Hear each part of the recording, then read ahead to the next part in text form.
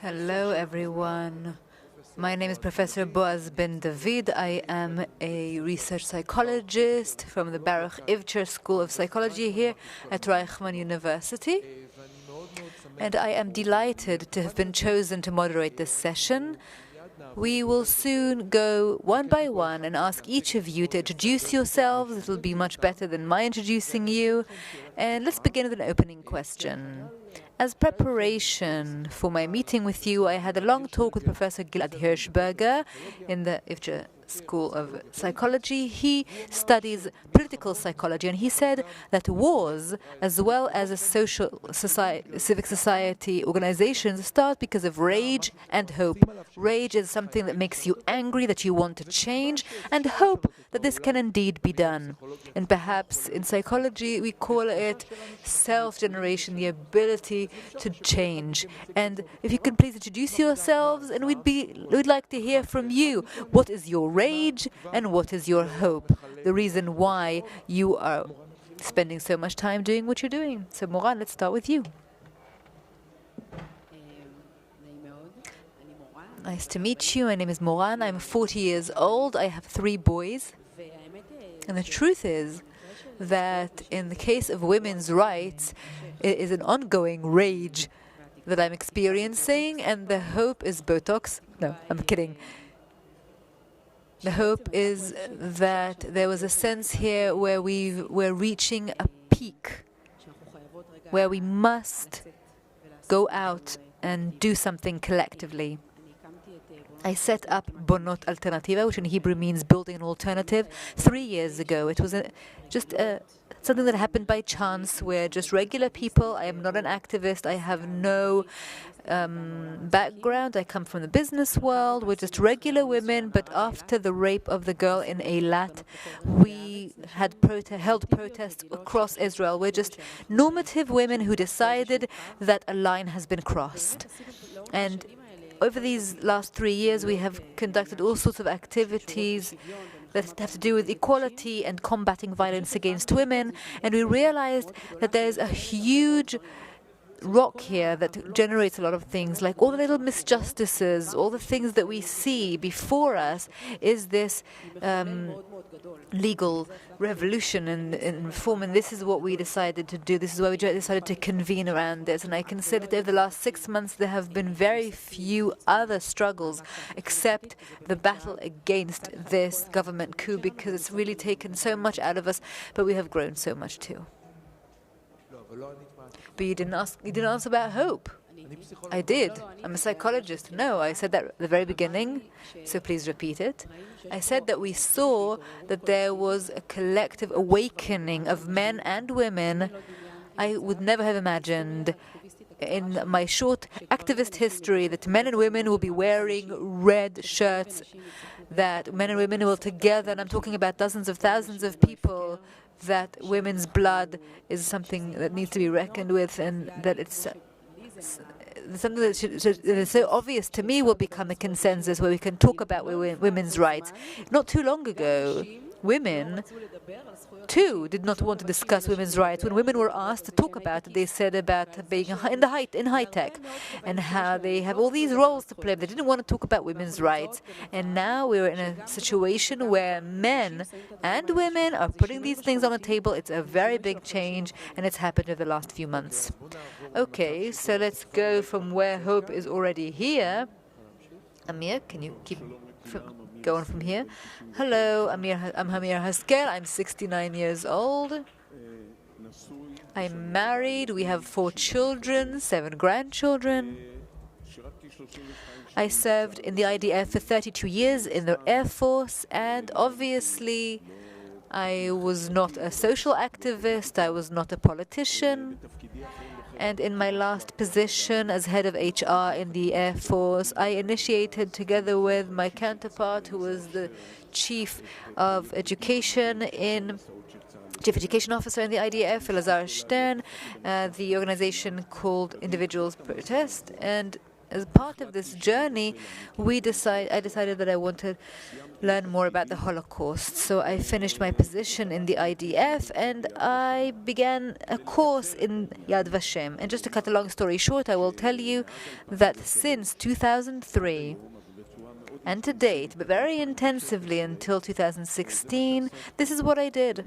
I learned, I researched, I went out 2 trips in Poland as a guide there, and over all of these years I was looking for my own personal insights from that time in humanity, in the history of humankind, and I can tell you that the most primary and or most important insight for me was people's tendency to just stand there on the sidelines, and also the risk of being a bystander. And this is one of the things that I talked about when it came to guiding in Poland. And standing there and talking about being bystanders, the first time I felt uncomfortable about what's happening in Israel was I cannot stand there on the sidelines now. And that's what is taking me out of my own comfort zone from home in October 2016 and out to the streets to protests. At the time, and by the way, this is before the whole thing began with Netanyahu's cases and lawsuits, for 2 main reasons. First of all, they are very relevant to this protest. The first reason is, that's what I understood after I heard the lecture, that Netanyahu has nothing behind the 2-state vision. The idea is that Israel at some point will cease being Jewish and democratic. And the second reason was that Israeli democracy was slowly crumbling. And if you have seen the bonfires of the different tribes, this all began in 2015. And the third reason is the fact that Netanyahu, as part of his activity, is ripping Israeli society apart.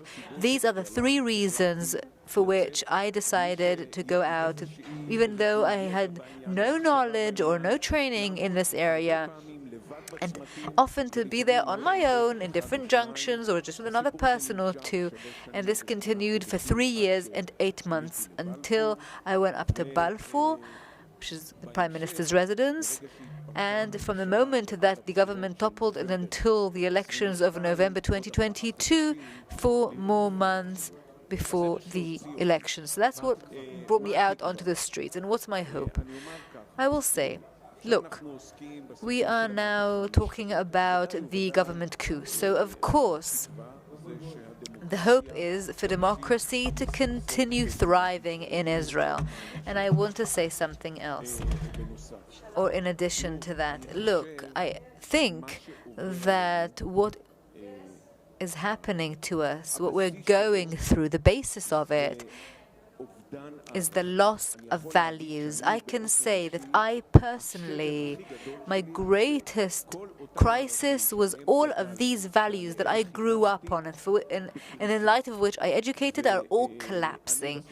And I said I was 69 years old, I have 4 children, 7 grandchildren, and when I wake up in the morning I ask myself, what am I leaving behind for them? And I think this is an opportunity for us, for just a moment, to see where we are, where we stand, and to try and form a better society, of course one that's democratic. Thank you very much. And over to you. Hi everyone, my name is Eyal Naveh. I'm 47 years old. I have 6 children. I live in Herzliya. And I also work. I have 2 jobs, my family and my work. And my journey began 5 months ago in reserve duty. I'm a reservist in Sayeret Matkal, an elite IDF unit. And we're all reading the newspaper, all the reservists, after Levin's speech, and we realized that we're headed for a dictatorship. And so we all began this journey. We're not activists in our lives. We just decided to get organized and to start this naive journey from Latrun to the court to protect the legal system. Now, 5 months later, this is a journey that's been throughout the Israeli society. It is a journey that has now got 300 people on board, all working in their regular jobs, but also volunteering, leaving no stone unturned to change Israeli society, to try and get to unity, to try and find the common denominator, the common ground. We go to the IDF bases. We talk to the ultra-Orthodox who try to get exemptions from IDF service. And we are on this journey where I discovered an abyss that I did not know about. We pay taxes, we raise children, and we have reached an abyss. We are in this divided society with such hatred, with such polarities. I can tell you stories, as you well know. Now we were in Kohelet. We discovered Kohelet, which has been working here under the radar for 11 years and trying to build a messianic state here. There's no other way to say it. It's not Jewish or democratic. It's just Jewish, and there's no equality between men and women, and there's no equality between Jews and other nations, because we are the chosen nation, and we do prayers and we do all sorts of different things, and we are in this great distress, this fear, where there's such a crisis. And my hope is the number of people who are getting on board this effort, who understand. And I hope that in the next hour we will make you anxious enough to understand too that if you don't all wake up and start really doing something, not just coming to Kaplan or the protest under your house, we're going to lose this country. It's not our country anymore. It has no right to exist economically or from a security perspective. Hatred here is unbelievable. There are huge groups that are being raised on hatred. And last week when we were in the IDF bases, the ultra-Orthodox said for the first time, why should I go to the IDF? They kept saying in the past that they were studying Torah, that was their way of protecting the nation, but now what they're saying is, why should we protect you? You're not even Jews. And that's what I'm so scared about. The liberal public is now waking up, because it's not just a matter of yes Bibi or no Bibi. It is looking at terrorists. It is looking at people who want a messianic state. So that's what we're up against. Okay, thank you, all three of you. I don't know if you've noticed, but all three of you, when you talked about hope, you didn't talk about what's going to happen in 5 years' time, or like Alt Neuland, something utopian. It sounds, from what you're saying, that the hope is those hundreds of thousands who get up in the morning and go out week after week, and we're now going into the 20th week, and this is we all hope, and it's interesting. But you talked about the ultra-Orthodox, and I have pre-knowledge about what you're doing in this area, so I want to ask you a question that I am deliberating about. I will be very open and honest with you. When they talked about the protest in Bnei Brak, it's usually obvious when there's a protest, we know who's going to go to the protest and who's going to stay with the kids, but in Bnei Brak, we didn't know what to do. And I talked to many friends of mine, and I want you to tell me a little bit about it. You were with Eyal Naveh recently in Chavat Gilad. You just came back from there. I just had a meeting with Adina Bar Shalom, and you also had one with Eyal Naveh. So I see these two different approaches. Of course, the main goal of both of you share the same goal, but I think you two have different approaches, so let's hear about them. Well, I know Eyal, and I think that actually we are similar. I don't come from a confrontational, oppositional approach. In Bonot Alternativa, I think that we also approach liberal women, but they can be secular liberal, but also religious liberal. Religious women, right-wing women can also be liberal. It doesn't matter. And one of the things that we can talk about is very basic, fundamental values. I have never met a religious or ultra-Orthodox woman who says, I don't agree with you about that. We talk about discrimination, we talk about representation, and ultra-Orthodox women whose rabbi tells them who to vote for still don't like it when there are no female directors generals in ministries and there are no women around the government table. And we're talking about combating violence against women, which can start from the Jewish communities in Samaria to the high-rise towers in Tel Aviv. And so when we talk about these basic fundamental values, everyone agrees with me. No one disagrees. The only gap between us is that I am not willing to take the risk that our our rights will be infringed upon, and they're saying nothing's going to happen. That's the gap between us. Now, when we distill this gap between us, it's much easier, isn't it? Because what are we talking about? Timing. And then suddenly there's something to talk about. And even when I'm in Kdumim and in Chavat Gilad, as I was on Thursday, they can get angry with me that I did the whole thing with a handmaid. They can be angry with me, and they were also filled with, their minds were poisoned. But when we talk about gaps in wages, they have a problem with that too. And when we talk about the anguish of women who go to rabbinical courts and when they go through there, they also feel the same way because they share it, and we share a lot. And when they see that there's common ground between us, it is easier to bring them closer to us. So if I'm listening to your approach, you're trying to encourage dialogue by creating common ground and together lead to an understanding and to progress.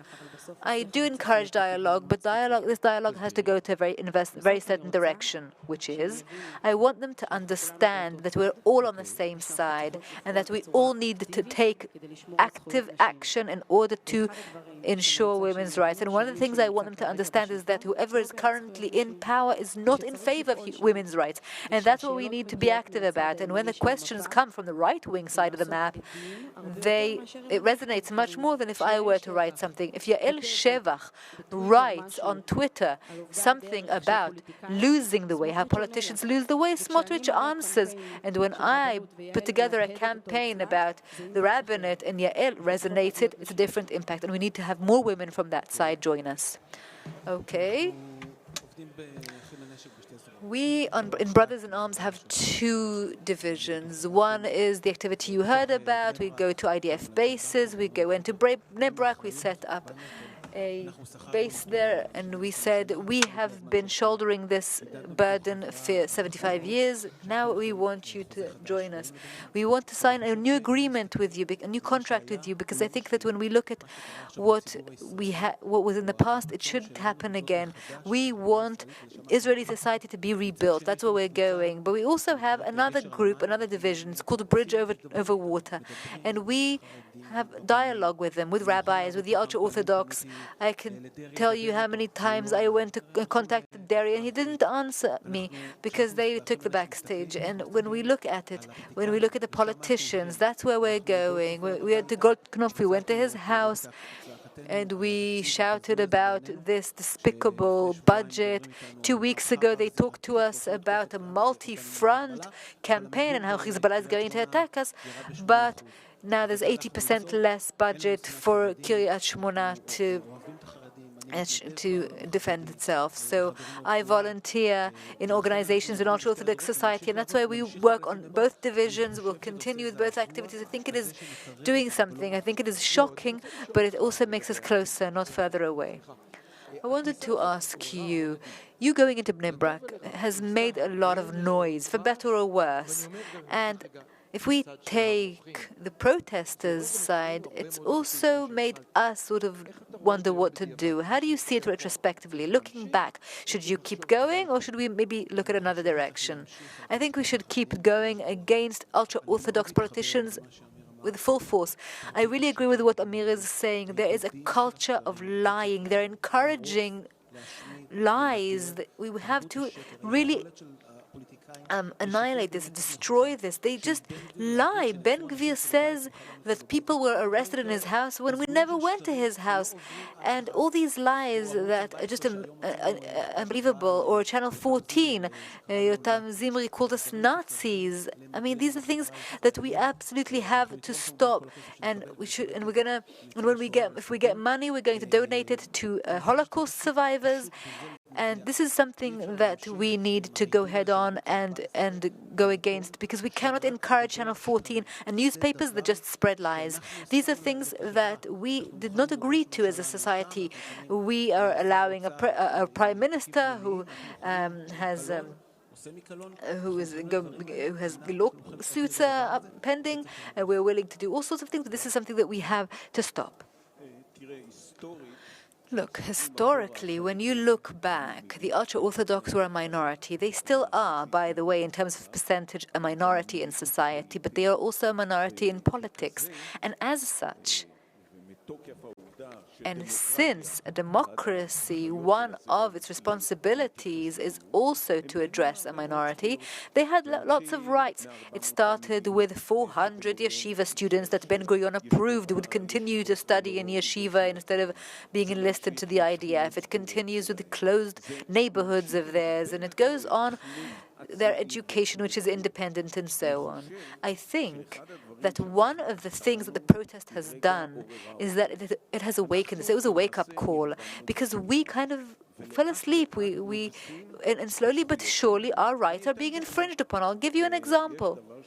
There's something called Hesder yeshivas. I don't know if you know, but now in Israel there are 70 such yeshivas where there are 12,000 students. Their program is a 5-year program where they study in yeshiva, out of which they serve for 1 year and 4 months, 16 months in the IDF. And I want to ask, why shouldn't my kid enjoy the same thing? Why can't my kid go to university and only serve for 16 months instead of 3 years? What I want to say is that we have now woken up, and now we want a new agreement to be signed. Okay, so I'm hearing 2 approaches, but I guess I'm not going to see you in the protest in Bnei Brak, am I right? Perhaps in the houses, as you said, but not outside on the street.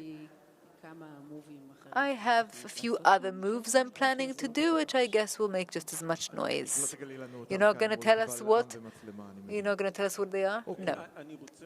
Okay, I just want to add that when we went to Bnei Brak, we came to protest not against the ultra-Orthodox, but against their leadership.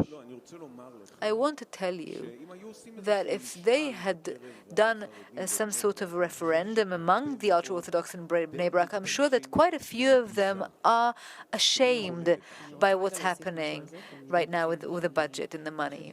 I just want to say that I've just talked about Adina Bashalov, the daughter of Rabbi Ovadia Yosef of blessed memory.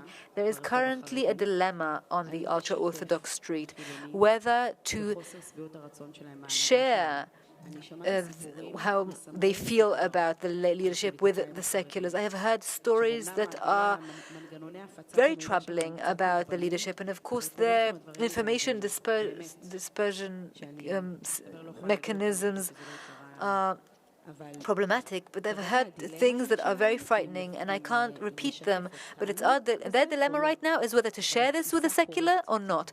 But it's happening, and let's separate between what's happening in the leadership and what's happening on the street. And now, yes, I know the agenda. I know there are yeshiva students who come in the morning, put their kid in kindergarten, study for an hour, go get the kids again. I mean, not all of them study from morning to night without a break, but still, we have to help them improve their own leadership. That's the best way I could find. You said that very delicately, but we have to help them. I don't think we should corner them. We should think of a smart way to do it, because they're not happy with their own leadership either. It doesn't work that way. I think she said something about... someone from the audience said, what did you say? They're going to repeat the question. They don't have to vote for those parties. So one of the things that in the past we used to think that the politicians listen to what the rabbis say.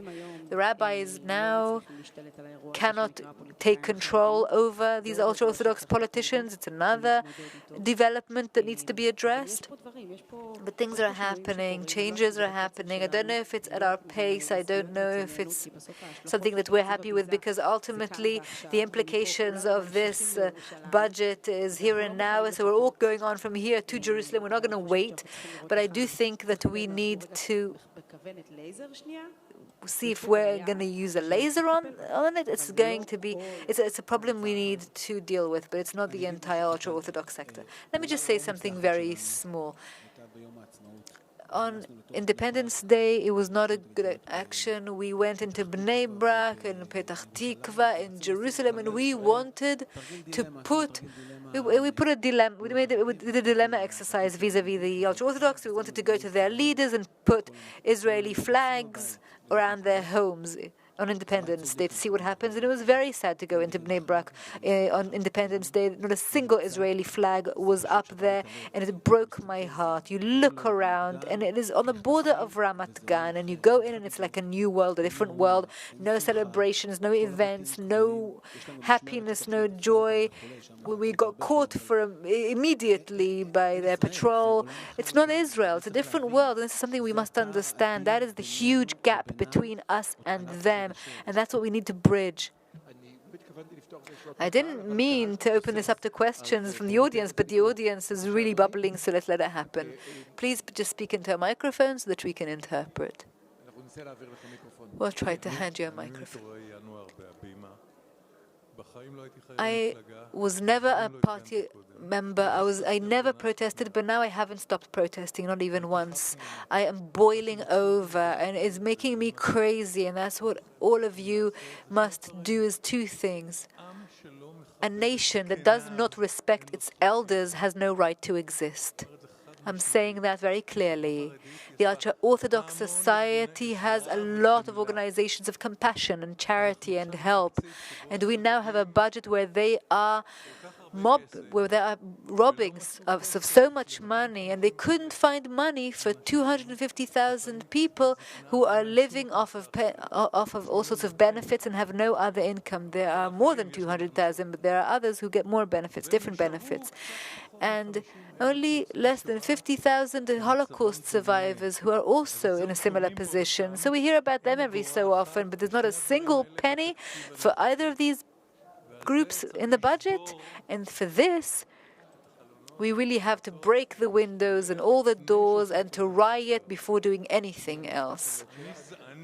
I, in this respect, am enraged. Okay, so let's open it up for just one more question, and then we'll go back to the panel members. I just want to say to you that since my research is on the elderly, you are definitely preaching to the choir. I can share with you what I think, from my perspective, research, we understand the damage brought about by these things, and it's huge damage on every level. If you look at the gap between the internal ward where the elderly are hospitalized versus the pediatric ward. But this is not what we're here for, but I completely agree with you. Dr. Boaz, you know me from my activity. We collaborated with you on the project in the nearby neighborhood with older people, 80-plus-year-old people, and your lab helped us, and this has been expanded throughout Herzliya. So we have a shared history. Now, you were talking about the elderly, so that's what I'm addressing. But if I may, we've been protesting for 3 years in Jerusalem, in Gantz's house, Bennett's house, for the government of change, the transition government, and we also protest in Amsterdam. We also live in Holland, in the Netherlands, and every week we have a week on Sundays. Every second week we have protests in Den Haag versus the Israeli embassy. And my question to you is, how do you create this relationship with the democratic world that supports what we want to do here, which is preserve democracy? How do you do it in an institutionalized way? Because the democratic world, particularly the U.S., and this is to Biden's credit, he doesn't invite the dictator over as long as what they call the reform, meaning the dictatorship, continues. So my question again is, how do you institutionally promote us in the democratic world to function in an optimal fashion? Who imagined at the end of the day they'd talk to me among this great panel? But I want to clarify the question, if I may, or add to it. there's this word, in Hebrew it's hasbara, advocacy. How do you create this connection with the world? On the one hand, we don't want to air our dirty laundry in public. On the other hand, we want to talk to people, and I want people to send their students to study here in my university. But on the other hand, we have to also talk to the world and collaborate. How? Well, we have a group that's called the Federations, where we translate all of our materials. We talk in foreign press all the time. There was the GA conference just recently in Israel. We appeared in it in the panels, and we also made sure that we had a representative, and thankfully, and we try to convey the message that if there's a dictatorship here, anti-Semitism goes on the rise abroad. They need Israel to be a democracy, and I think they slowly understand this. And obviously, Biden, it's been 6 months now. I don't think there's ever been 6 months in which the American president is snubbing an Israeli prime minister, but it's been going on, thank God.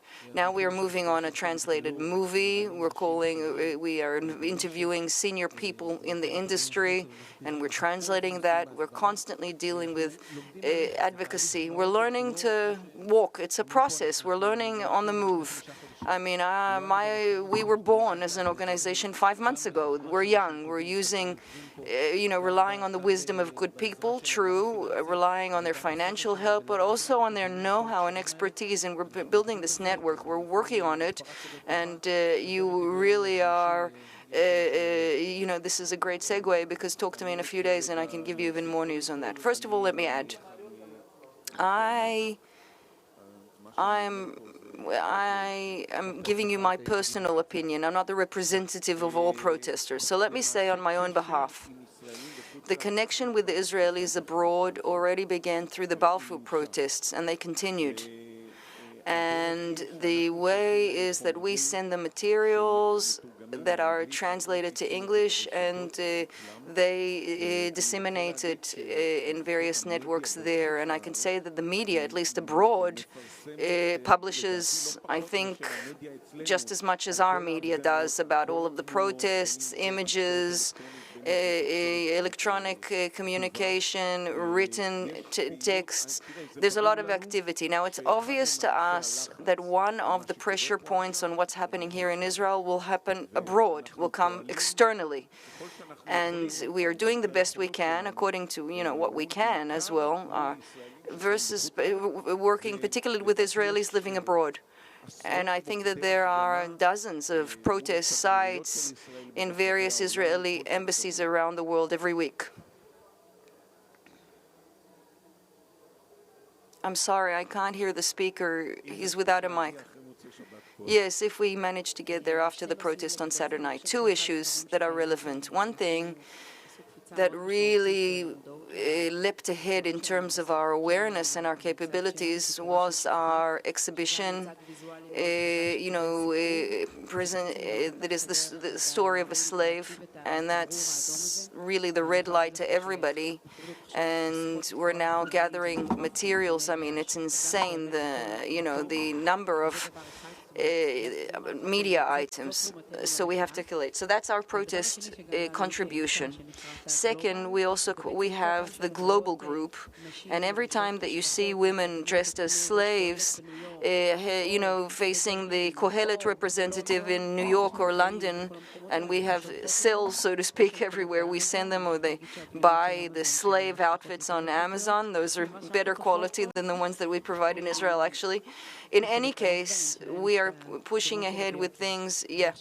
So now we're pushing ahead with things. I mean, first of all, working with the Israeli women that manage, for example, if we're going 100 and over 80 areas in Israel where women are being active, then we have one sort of group that manages 11 or 12 cities only abroad, just not even in Israel, just all sites abroad, and we're all working to coordinate and synchronize. But I can say that now we're expanding this group. I mean, up until now, we've just been a bunch of Israelis, but now, 2 weeks ago, I was in London, and I met with the Jewish community there. They're in English-speaking community. They're not Israeli, they're Jewish, and we are enlisting them, because at the end of the day, the state of Israel, as a democracy, is an insurance card for every Israeli, whether they intend to come to Israel or not. It's important to everybody, that for them and us, that Israel remain a democracy. By the way, a Jewish, democracy in London. Before Prime Minister Netanyahu's visit to London, there was a great cooperation with the community there, and the welcome that Netanyahu got in London was not very welcoming. And I can see people wanting to ask questions, so I'll just have one final question for the panelists, and then we'll open up questions to the audience.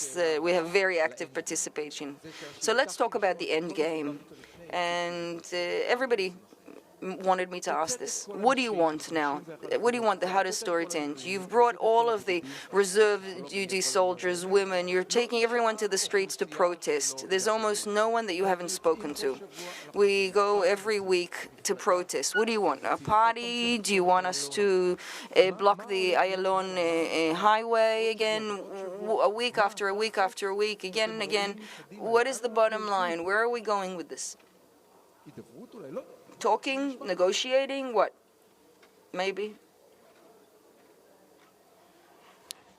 The person asking the question is without a mic. We cannot hear him in the translation booth. I apologize. Okay, so your question was not heard. I'm going to maybe. Oh, they're giving you a mic? Yeah.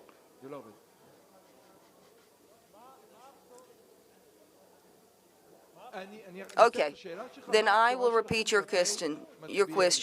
What is your, big news for the Likud party voters?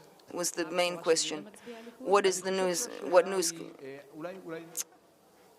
Maybe I'll try to control the situation. Let's rein it in. Let's go back to the first question. What is your end game? You talked about the establishment of a political party that will be like the Shas party for women. Maybe I'm sort of paraphrasing, but supposedly a sectoral party. Is that the end game? The Kaplan party, the protester party, maybe? Well, maybe. I don't know. I mean, I just write in the Bonot website, if Rabin was in power now, we would still have a job to do. Women's rights is not something that only has to do with this state of affairs. There were issues with women's rights before, and there will be after. But I think that there's a real awakening now, and that even after I finish this event, this, protest, and we win it, there'll still be work. And so there's no one enlightened side and one sort of dark ages side where there's not right side or wrong side. Everybody knows that women's rights is a continuous matter that needs to be addressed. But what do you mean? I'm getting to the answer. But I do think that we have to take what happened here in Israel in the last few months and translate it into influence, power. So, for example, in 6 months we have municipal elections. Two things that I'd like you to know. There are 276 municipalities in Israel. 72 of them have no women in their councils. Not a mayor, meaning in their entire council body. The second fact I'd like to tell you, that if Otzma Yehudit they're trying to take over municipalities, local government, and that's how we get to a point where Yavne, which is a completely secular city, there are events for the holidays where they separate genders of 4- and 5-year-old kids, and in Harish as well. And now that's exactly what's happening. And look at the number of cities that we're working in, and our organization is pushing ahead women candidates to, run for elections. They're managing hundreds and thousands of people now. The next step is to get a role, to get a place around the table. That's the natural extension of this protest. But you are talking about municipal elections. There is also national elections. What are we going to do now with this new legislation, with the coup? We are learning. We're becoming familiar with Likud people. There's a lot of ignorance, so we're trying to understand and sort of separate between our view of the Likud as the party of Ben Gvir, but there are also good people in the Likud, and the Likud is being dragged to the extreme right, and we have to call people home to be moderate again. We're seeing it slowly, but there are things happening, David Bitan, and maybe a few people that are a few initial signs. We are talking to people on the Likud side all the time. We're trying to do that as well. We're trying to change the narrative. The narrative is not right and left. The narrative is that we a Jewish, democratic, liberal, progressive state, or are we, a theological regime? That is where we're going. Now, even if you go home now, I mean, dictatorship is not established within a day. It's one law after another that's stated, and that's what they're doing. That's the direction, and we're trying to impede that and attack that and do that, doing it from the right, and we do it from every angle, and we're also challenging, of course, the left side of the political aisle not to, submit. We, in our group manifesto, we said that we believe in a democratic Jewish state. That's where we intend to. That means a lot of people. I don't know if it's a political party that should be established or a social organization, but we are a task force with a very clear mission for the next 20 years ahead. That's what we are planning for. I don't know if that will include becoming a political party, but will certainly help in the municipal election. We're here to stay. We didn't wake up one day to start protesting. We understood that this is a huge rift in our society, and we can't leave it as an open wound. So if I summarize, I want to clap as well after each one of these answers. But let me summarize. You both said the protests here, Saturday night, that's important. We'll continue that. But now we're looking far into the future. Women's equality will not, be finalized and resolved within the week. And as you say as well, you're talking about 20 years ahead. What about you? I want to divide it into short range and long range. In the short range, the goal is to protect and defend Israeli democracy. That's the short-range goal. Now, as for the Likud, I think that the people in the Likud that are being influenced have already made a step. The recent polls, and not just one or two polls, show that there is a leak of people from the Likud, most of them to blue and white, the Kahol Lavan party. I don't think that there's very much to work on, that's left to work on there. But as for establishing our own political party, I don't think that a protester party could succeed significantly. I personally think that our election method is done for. We have to think of a new election method. But now, because now we have political parties with 4, 5 mandates, and this is just a tool for political extortionism, we have to think of a different modality. Now, beyond that, I think that we have to start thinking about new rules of the game, particularly with the Haredi population, the ultra-Orthodox. Okay, we're going to do something that we usually don't do in this conference, but they took an aging specialist, a researcher on aging. So we want to now respect the people in the room and ask about their opinions. We are right, we're talking about protest. We should hear the people's voice. So I'm going to gather a couple of questions, and maybe we can get people a mic.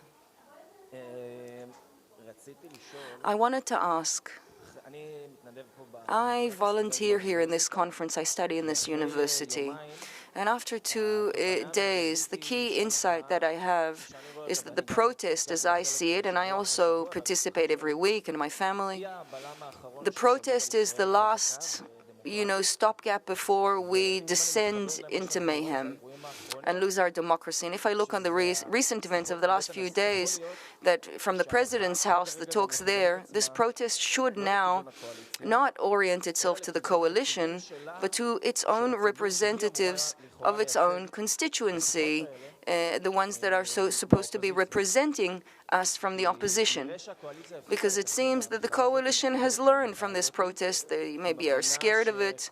The coalition understands that every little provocation that they come out with will bring a whole, slew of people coming out storming the streets, like with the firing of Gallant.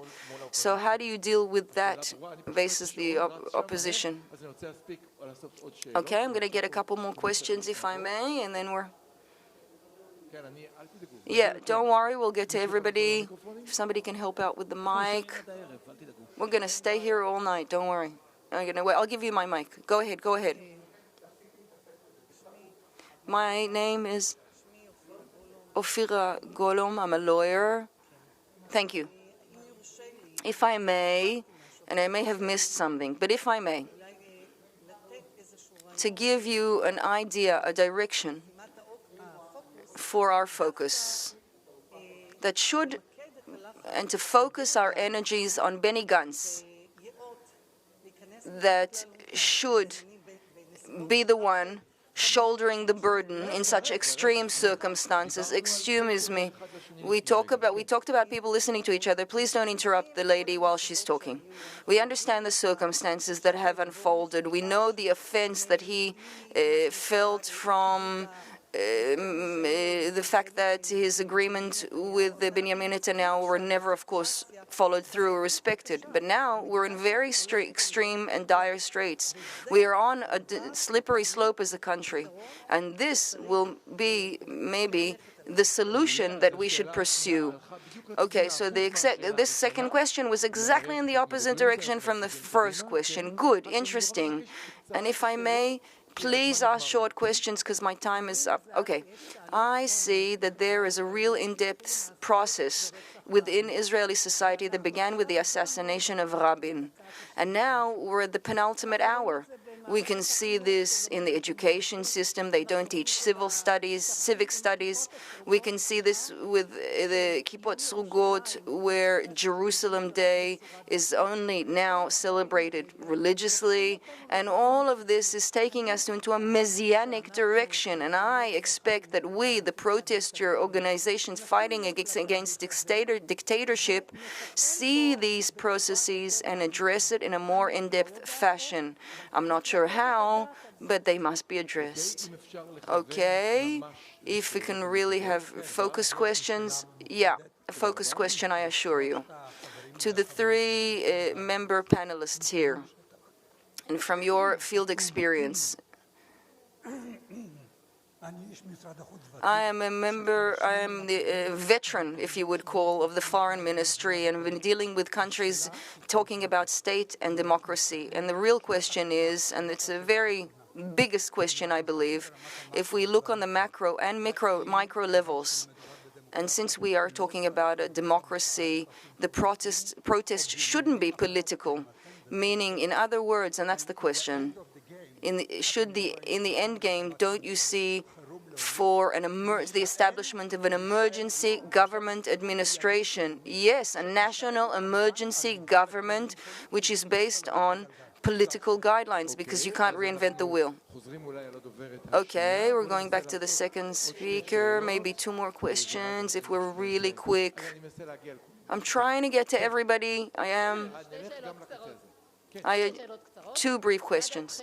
What do you think about drafting and demanding basic rights, human rights, equality, and so forth, everything that stems from the Declaration of Independence, and even using the Declaration of Independence as a basic law, because we have already 70% who support that? Secondly, what do you think about separation, secession? As someone who has 40 years of experience doing what you're doing, I don't see any chance for it to succeed. Separation between the groups, segregation, you mean? Okay, and I apologize, but this is going to be the last question. I understand the situation, and the speakers will remain, I assure you. Here's the question. Okay, we're listening. Before the question, I want to thank all of the organizers. I think that this combination of all of you is amazing. I go to protests every Saturday night since they began in Habima Theater. I go to Edelstein twice a week, and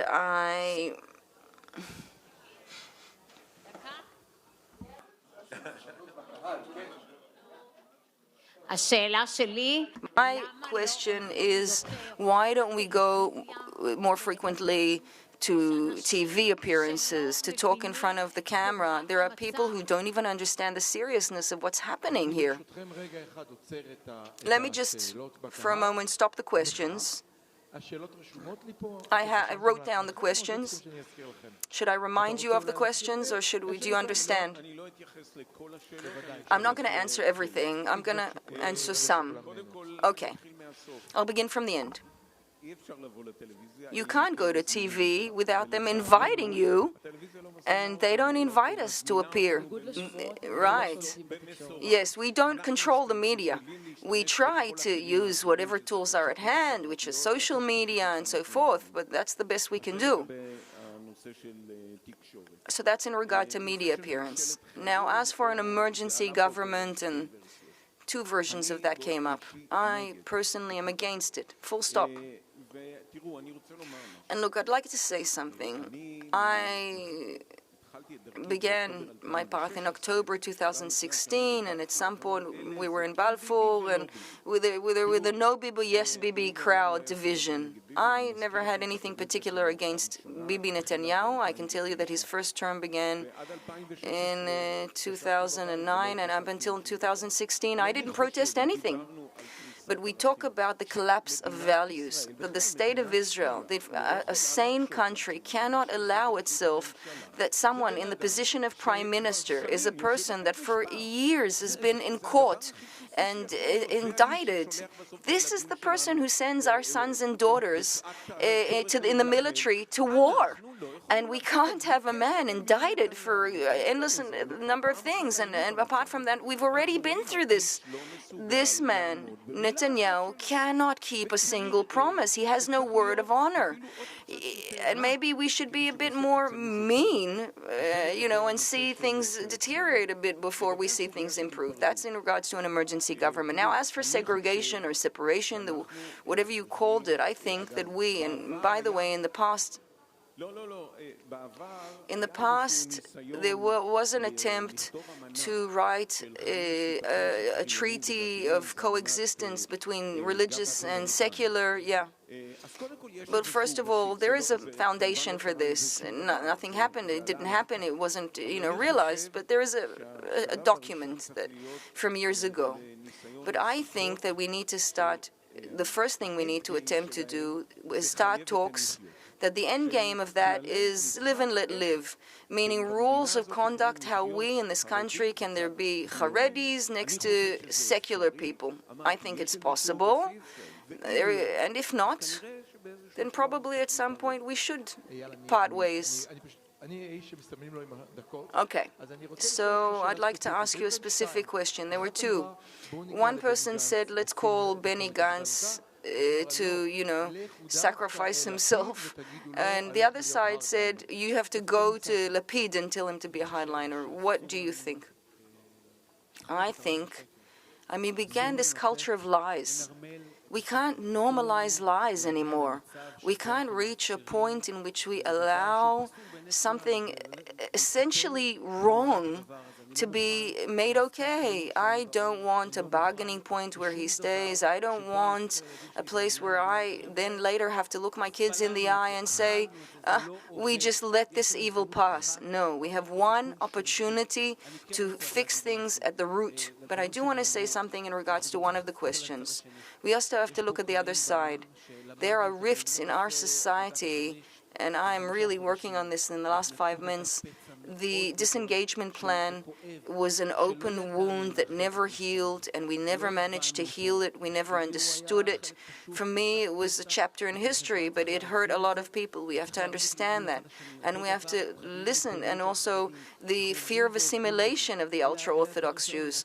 That's a real fear of theirs. We have to keep that in mind as well, because at the end of the way, we have one people, one state, and our flag is one flag, and this territory is one territory, and I'm glad that it's awakening. I wouldn't even consider separation or segregation. I wouldn't even try to entertain that notion. We have to live in this one country, one people. Okay.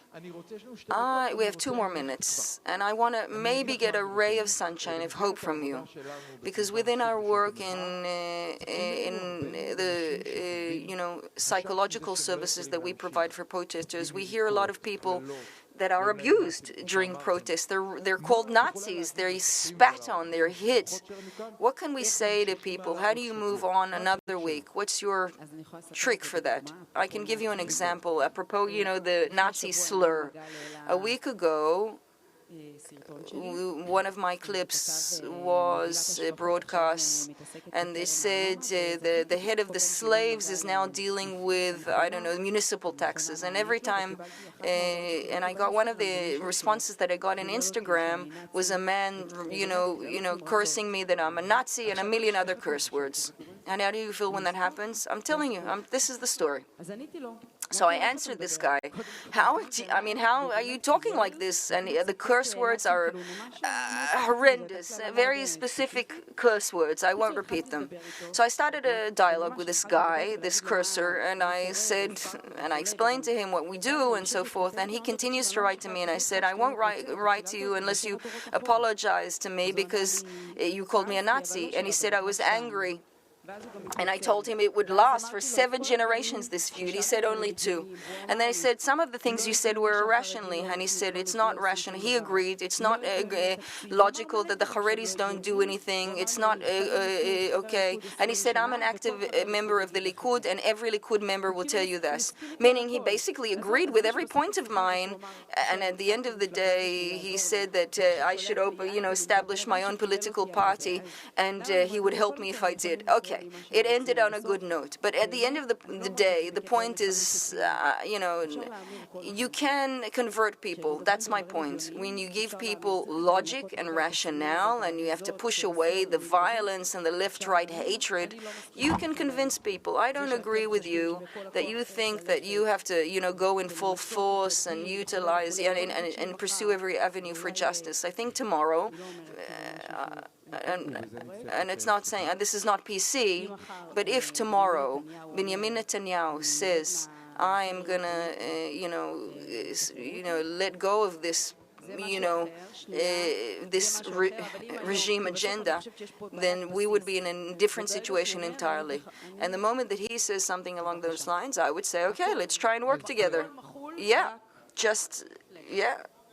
And if he would like to leave, I would say, just go. Thank you. Thank you to all of our speakers.